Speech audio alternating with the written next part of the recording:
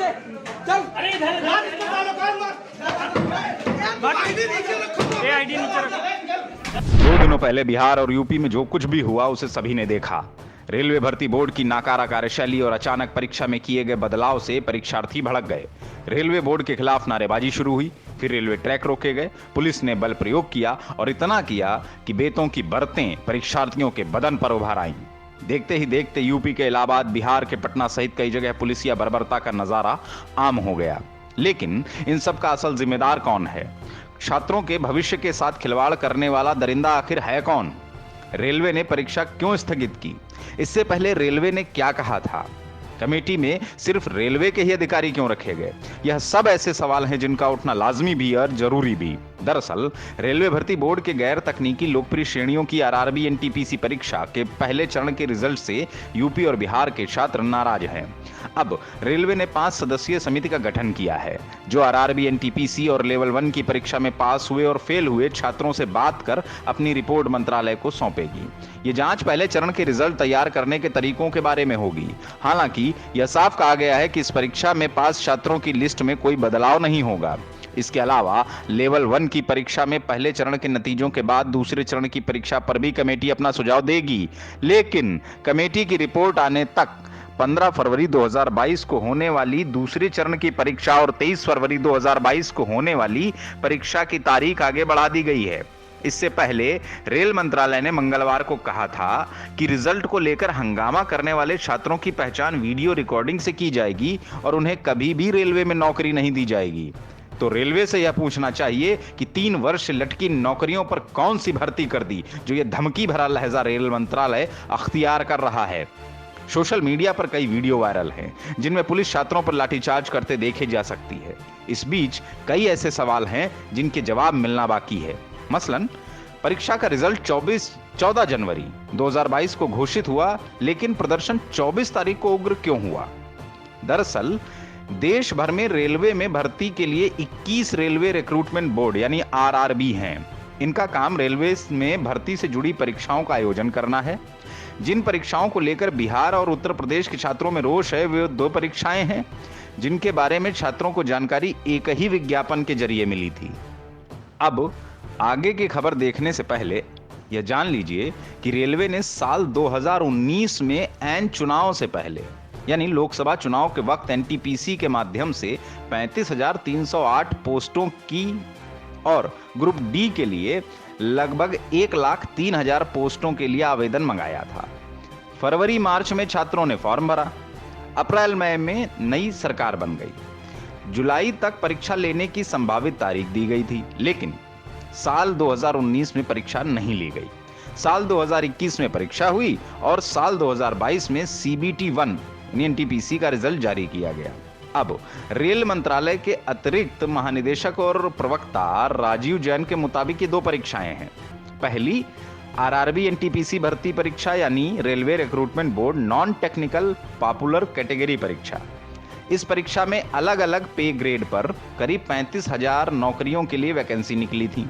इन नौकरियों के लिए 2019 में आवेदन मांगे गए थे। उसी वर्ष सितंबर में परीक्षा होनी थी, लेकिन इसमें देरी हुई। बाद में दिसंबर 2020 से जुलाई 2021 के बीच देश भर में इस भर्ती के लिए पहले चरण की परीक्षा हुई। उसी परीक्षा के नतीजे 14 जनवरी 2022 को घोषित किए गए। अब इसके दूसरे चरण की परीक्षा 15 फरवरी 2022 को होनी थी, लेकिन इन प्रदर्शनों के कारण इस परीक्षा को भी आगे बढ़ा दिया गया है। दूसरी परीक्षा है ग्रुप सी लेवल 1। इस परीक्षा के लिए भी साल 2019 में करीब 1 लाख नौकरियों के लिए आवेदन मांगे गए थे। करीब 1 करोड़ 15 लाख आवेदनों की वजह से फिलहाल इसके लिए एक भी चरण की परीक्षा नहीं हो पाई है। पहले चरण की परीक्षा 23 फरवरी 2022 को होने वाली थी, जिसे अब आगे के लिए टाल दिया गया है। रेलवे का कहना है कि कम पद पर बहुत अधिक आवेदन आने से उनकी दिक्कत बढ़ गई।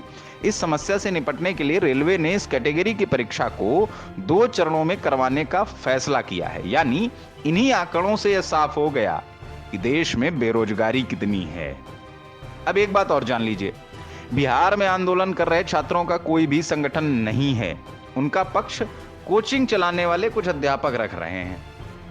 आरआरबी एनटीपीसी परीक्षा में कुछ पदों के लिए आवेदन के लिए न्यूनतम योग्यता 12वीं पास है। जबकि कुछ के लिए ग्रेजुएशन है।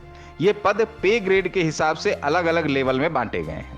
इस परीक्षा के जरिए लेवल 2 से लेकर लेवल 6 तक की नियुक्तियां होनी है। मसलन लेवल 2 की एक पोस्ट जूनियर क्लर्क की है। इसके लिए न्यूनतम योग्यता 12वीं पास की है। स्टेशन मास्टर की पोस्ट लेवल 6 की है। इसके लिए न्यूनतम योग्यता ग्रेजुएशन है। लेकिन ग्रेजुएशन पास छात्रों ने लेवल 2 की नौकरियों के लिए भी आवेदन किया है। इसमें एक दूसरा पेंच भी है। रेलवे ने जब विज्ञापन निकाला था तब पहले चरण की परीक्षा में कुल रिक्त पदों के 20 गुना छात्रों को पास करने की बात कही थी, ताकि दूसरे चरण में ज्यादा से ज्यादा छात्रों को मौका मिल पाए। रेलवे का दावा है कि उसने ऐसा किया भी। पहले चरण की परीक्षा में कई ऐसे छात्र हैं जिन्होंने एक से ज्यादा पदों के लिए क्वालिफाई किया। रेलवे ऐसे छात्रों की गिनती एक अभ्यर्थी के तौर पर नहीं, बल्कि जितने पदों पर वे चुने गए हैं उस संख्या के तौर पर कर रहा है, यानी रोल नंबर के आधार पर। अब उदाहरण के लिए समझिए कि जैसे श्याम ने अगर 4 पदों के लिए क्वालिफाई किया तो उसको रेलवे 4 अभ्यर्थी यानी 4 रोल नंबर मान रहा है, जबकि छात्रों का कहना है कि उसे एक अभ्यर्थी ही गिना जाना चाहिए, यानी उनकी मांग 1 स्टूडेंट 1 रिजल्ट जारी करने की है। छात्रों की दलील है कि ऐसा करने से ज्यादा अभ्यर्थियों को मौका मिलेगा। छात्रों का दावा है कि अब जो रिजल्ट रेलवे ने जारी किया वो वास्तविकता में मात्र 10 गुना रिजल्ट है। रेलवे ने प्रेस रिलीज के माध्यम से छात्रों की बात का जवाब भी दिया। उनकी दलील है कि जिस अभ्यर्थी ने पहले चरण में क्वालिफाई किया उसे दूसरे चरण के लिए मौका मिलना ही चाहिए। 4 पदों के लिए क्वालिफाई करने के बावजूद अंत में कोई भी योग्य अभ्यर्थी एक ही पद पर नौकरी कर सकेगा। तो इस तरह से रिजल्ट बनाने में कोई दिक्कत नहीं है। ग्रुप सी की लेवल 1 परीक्षा अब 2 चरणों में होगी। रेलवे ने 24 जनवरी 2022 को यह फैसला लिया है। इस वजह से छात्रों की नाराजगी और ज्यादा बढ़ गई है। दरअसल कुछ छात्रों का दावा है कि यह बहुत कम सैलरी वाली पोस्ट है। रेलवे की यह भर्ती परीक्षा 4 साल बाद निकली है और उसमें भी आवेदन देने और परीक्षा होने के बीच 2 साल का वक्त गुजर चुका है। छात्रों का कहना है कि 2 साल पहले यह बात बता दी गई होती तो तैयारी करने के लिए छात्रों को वक्त मिलता। इस पर रेलवे का कहना है कि इस पद के लिए आवेदन में कई तकनीकी गड़बड़ियों की वजह से मामला सेंट्रल एडमिनिस्ट्रेटिव ट्रिब्यूनल यानी CAT कैट तक पहुंच गया था। ऑनलाइन किए गए इन आवेदनों में बड़ी संख्या में तकनीकी तौर पर गलत फोटो और सिग्नेचर पाए गए थे। इस वजह से करीब 5.5 लाख आवेदन रद्द कर दिए गए। कैट के आदेश के बाद रेलवे ने ऐसे अभ्यर्थियों को 15 दिसंबर 2021 तक एक ऑनलाइन लिंक मुहैया करवाया।